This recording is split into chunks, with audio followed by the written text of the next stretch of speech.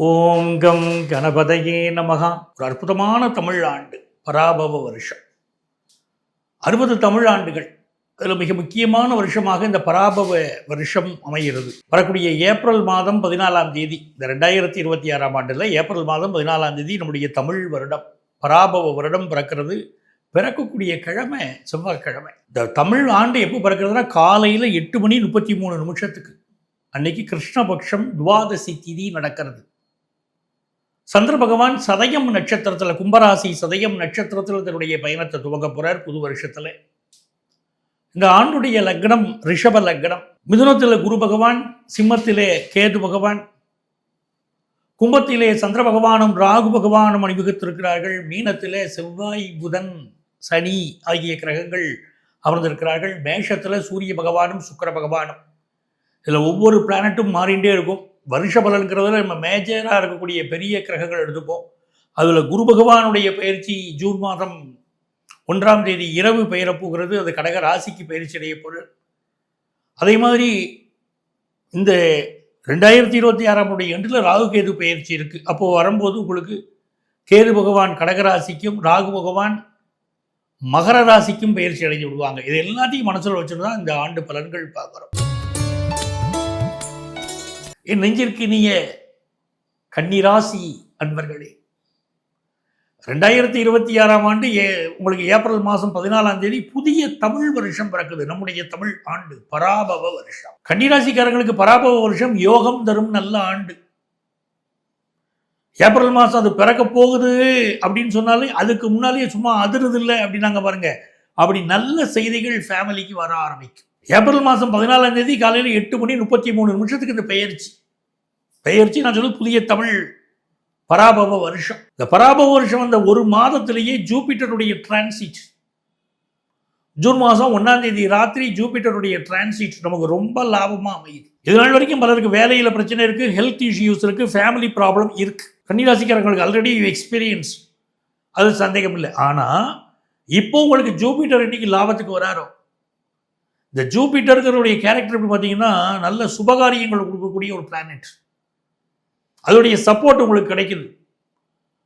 அது மாதிரி உங்களுக்கு ஒரு கல்யாணமே ஃபிக்ஸ் ஆகலை அப்படின்னு வருத்தப்படக்கூடியவங்களுக்கு கல்யாணம் ஃபிக்ஸ் ஆகுது. ஏற்கனவே கல்யாணமெல்லாம் ஆயிடுச்சுங்க. ஹஸ்பண்ட் ஒய்ஃப் ப்ராப்ளம் தாங்க பெரும் ப்ராப்ளம் அப்படின்னு கன்னிராசிக்காரங்க சொல்லுவாங்க. எப்போவுமே இந்த கோண ராசிகள் இருக்கு பாருங்க, அதை விட உபய ராசிகள் நம்ம எடுத்துக்கலாம், உங்களுக்கு ஈஸியாக புரியும். நான் உங்களுக்கு சொல்கிற ராசிகள் பார்த்தீங்கன்னா இந்த மிதுன ராசி, கன்னி ராசி, தனுசு ராசி, மீன ராசி, இந்த 4 ராசிக்காரர்கள்ட்ட கேட்டிங்கன்னா திருமண வாழ்க்கை பிரச்சனையாக தாங்க இருக்கும். சில பேர் 2வது திருமணம்பாங்க, சில பேர் மேரிட்டல் லைஃப்பில் ப்ராப்ளமாக இருக்குங்க அப்படிம்பாங்க, ஒய்ஃபோட ஒத்து வரலைங்க அப்படிம்பாங்க. இப்படி ஏதாவது ஒரு ப்ராப்ளம் இருந்துக்கிட்டே இருக்கும். அப்படி தான் கன்னிராசிக்காரங்களுக்கு இது ஒரு இயற்கை. ஏன்னா 7வது ஸ்தானம் பாதக ஸ்தானம். திருமண வாழ்க்கை என்ன இனிப்பாக இருந்தாலும், லைஃப் பார்ட்னர் என்ன விட்டு கொடுத்தாலும் அவங்கள கண்டால் ஒரு எரிச்சல், ஒரு கோபம் வரக்கூடிய ஒரு அமைப்பு, திருமண வாழ்க்கையில் ஒரு பிரச்சனை இருக்கக்கூடிய அமைப்பு பொதுவாக கன்னிராசிக்காரங்களுக்கு உண்டு தானுங்களே. அந்த அமைப்பில் பார்க்கும்போது உங்கள் லைஃப்லேயும் சில பிரச்சனைகள் ஓடிக்கிட்டு தான் இருக்குது. இந்த நேரத்தில் குரு பகவான் போய் உங்கள் 7ஆம் இடத்தை பார்க்குறாரு பாருங்க. அதனால் கணவன் மனைவி கிட்ட ஒரு நல்ல ராசி வரும். நல்ல ராசியாக நீங்கள் 2 பேர் இருந்துக்கிடுவீங்க, ஆசையாக இருந்துக்கிடுவீங்க. உங்கள் 2 பேருக்கும் சேர்ந்த சுபகாரியங்கள் கூடி வரும். உங்கள் 2 பேருக்கும் மகிழ்ச்சி தரக்கூடிய சுபகாரியங்கள் உங்கள் குடும்பத்தில் கூடி வருங்க. பிள்ளைகளுக்கு கல்யாணத்துக்கு வரன் பார்த்தீங்கன்னா வரன் கூடி வரும். அப்போவே ஒரு மகிழ்ச்சி வரும். இப்போ நிறைய பேருக்கு பார்த்தீங்கன்னா ஆஃபீஸில் ப்ரமோஷன் கிடைக்கும், ஃபாரின் போகிற ஆப்பர்ச்சுனிட்டி கிடைக்கும். உங்கள் ஆஃபீஸ்லேருந்தே, நீங்கள் ஒரு கம்ப்யூட்டர் கம்பெனியில் வேலை பார்க்குறீங்க, உங்கள் ஆஃபீஸ்லேருந்தே ஒரு ப்ராஜெக்ட்டுக்காக ஃபாரினுக்கு அனுப்புவாங்க. அந்த மாதிரியான யோகமெல்லாம் இருக்குது. அதே நேரத்தில் இந்த சனி பகவான் 7ஆம் இடத்துல செவ்வாயோடு சேர்ந்து உட்கார்ந்துருக்காரு பாருங்க. செவ்வாய் நமக்கு அஷ்டமாதிபதி. பாதக ஸ்தானத்தில் அஷ்டமாதிபதி உட்கார்வது, அவரை பாதக ஸ்தானாதிபதி பார்ப்பது, அதில் ஒரு பிரச்சனை இருக்குங்க. மனைவியுடைய உடல் நலத்தில், உங்கள் கணவருடைய உடல் நலத்தில் கொஞ்சம் கவனம் செலுத்துங்க. வெளிநாட்டில் இருக்கிறவங்க உங்கள் வேலை வாய்ப்பு விஷயங்களில் கூடுதலாக முயற்சி பண்ணி வெற்றி அடைஞ்சுக்கிடுங்க. இன்னொரு பக்கம் பார்த்தீங்கன்னா நல்ல நண்பன் ஒருவன் முதுகலை குட்டக்கூடிய ஒரு அமைப்பு உண்டுங்க. யாரை நல்ல நண்பன் சொல்லி நீங்கள் வீட்டுக்குள்ளே அனுமதிச்சிங்களோ அந்த நண்பனாலேயும் உங்கள் குடும்பத்தில் பிரச்சனை வர வாய்ப்பு உண்டுங்க. 3ஆம் நபர்களும் உங்கள் குடும்பத்தில் அனுமதிக்காதீங்க. அதே மாதிரி இரவு பயணங்களில் கொஞ்சம் கவனமாக இருந்துக்கிடணும். வெளியூர்களில் போகிறீங்க, வெளியிடங்களில் தங்குறீங்க அப்படின்னா உங்கள் பாதுகாப்பை பார்த்துக்கிடுங்க. இந்த காலகட்டத்தில் உங்களுடைய முதுகு தண்டுவடம் சார்ந்த L4 L5 போன்ற பகுதிகளில் எல்லாம் சிலருக்கு பிரச்சனை வரதுக்கு வாய்ப்பு இருக்குங்க. அதை கொஞ்சம் கவனமாக பார்க்கணும். ஆனால் சுக்கிர பகவான் என்னைக்கு உங்களுடைய குடும்பஸ்தானத்தை பார்க்கிறாரோ, திருமண வாழ்க்கையில் அனுசரித்து போகிறவங்களுக்கு இந்த ஒரு ஆண்டு காலம் சொர்க்கங்க. சொர்க்கம் வாழ்க்கை ரொம்ப மகிழ்ச்சியாக இருக்கும். நல்ல காசு பணம் வரும். நிறைய பேர் பார்த்தீங்கன்னா இப்போது வண்டி வாகனங்களை மாற்ற வேண்டிய சூழல் கூட பலருக்கு கண்டிப்பாக ஏற்படுங்க. அப்படி வண்டி வாகனங்களை கண்டிப்பாக மாற்றுவீங்க. அப்படிப்பட்ட ஒரு அமைப்பு இருக்குது. கொஞ்சம் கவனமாகவே வண்டி வாகனங்களில் போயிட்டு வருவது நல்லதுங்க. இந்த காலகட்டத்தில் 3க்குரிய செவ்வாய் 7ஆம் இடத்துல உட்கார்ந்தாரு. சிலருக்கு விபரீத காதல் அப்படிங்கிறாங்க. செவ்வாய் சனியோட சேர்ந்திருக்கு பாருங்க. முறை தவறிய தொடர்புகள், திருமணத்தை மீறிய உறவுகள் ஏற்படக்கூடிய அபாயம் இருக்குங்க. எச்சரிக்கையாக இருக்கணும். வியாபாரத்தை பொறுத்த வரைக்கும் வியாபாரம் நல்லா இருக்கும். பட் பார்ட்னர் மட்டும் ப்ராப்ளம் கொடுத்துக்கிட்டே இருப்பார். அவரை சாட்டிஸ்ஃபை பண்ணுறது கொஞ்சம் கஷ்டமாக இருக்கும். இல்லை பார்ட்னர் விலகி போவார். இப்படி அமைப்பு இருந்தால் கூட கன்னிராசிக்காரங்களை பொறுத்த வரைக்கும் இந்த ஆண்டு வியாபாரத்தில் நல்ல லாபம் வரப்போகுதுங்க. அதே மாதிரி வேலையில் வெளிநாட்டு வேலையை ட்ரை பண்ணுறவங்களுக்கு அந்த வாய்ப்புகள் கைகூடி வருதுங்க. நிறைய நன்மைகள் காத்திருக்கு. சார் ஒரு ஜாதகத்தில் கோச்சார பலன்கள் நெகட்டிவாக இருந்தால் அப்படி தான் இருக்குமாங்க அப்படின்னா அப்படி இல்லைங்க.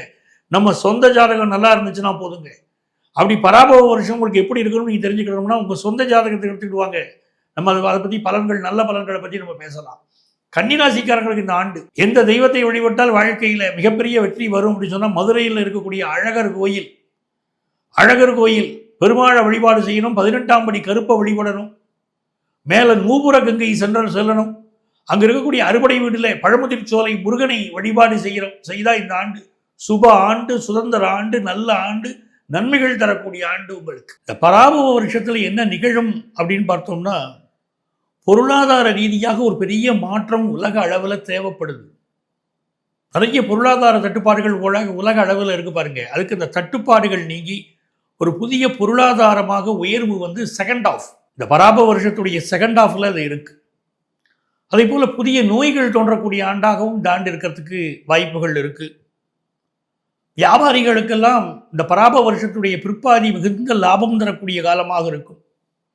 இயற்கை சீற்றம் அப்படின்னு எடுத்தோம்னா அதிக பூகம்பம், அதிக வெள்ளப்பெருக்கு, காவிரி ஆற்றிலே வெள்ளப்பெருக்கு ஏற்படுவது அதெல்லாம் இப்போ நிகழும்.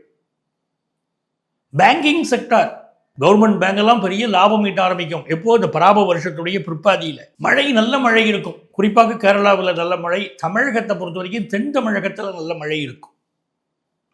விவசாயத்தில் நல்ல உற்பத்தி இருக்கும். புதிய ஆட்சி ஒன்று வளரக்கூடிய அமைப்பும் இருக்கும்.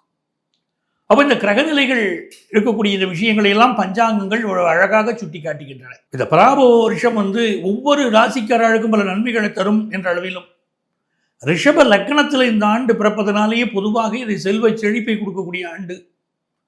பெண்களுக்கு எல்லா வகையான உயர்வுகளும் சேரும். பெண்களுக்கு எதிரான பாலியல் குற்றங்களும் அதிகமாக இருக்கும். ஆனால் பெண்களுக்கு ஆதரவான சட்டங்கள் வரும்.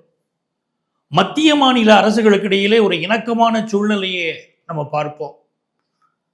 நல்ல ஒரு பணப்புழக்கம் ஏற்படுவதற்குரிய வாய்ப்புகள் உண்டு. நல்ல குழந்தை பிறப்பிற்குரிய திட்டங்கள் எல்லாம் வெற்றி பெறும்.